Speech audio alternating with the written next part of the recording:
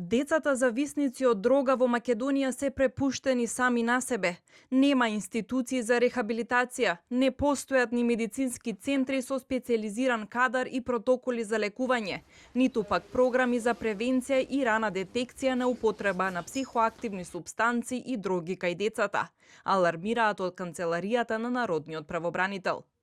Исто така се намалува и возрастната граница на децата кои не само што употребуваат психоактивни супстанции, туку и тргуваат со нив.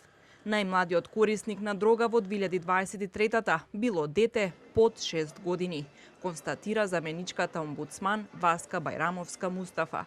Во таа насока и нашата препорака дека треба да има системски сеопфатен пристап каде што ќе постои соработка меѓу институциите, меѓутоа таа соработка треба да биде врз основа на специјализирани стручни лица кои што ќе имаат пристап од соодветни програми за постапување согласно протоколи за деца, не протоколи за возрасти да применуваат на деца, да има соодветни дневни центри каде што ќе може да се работи на ресоцијализација, на реинтеграција на овие деца, бидејќи има случаи на повторно повратници на другото токму поради тоа што системот не дава соодветен одговор.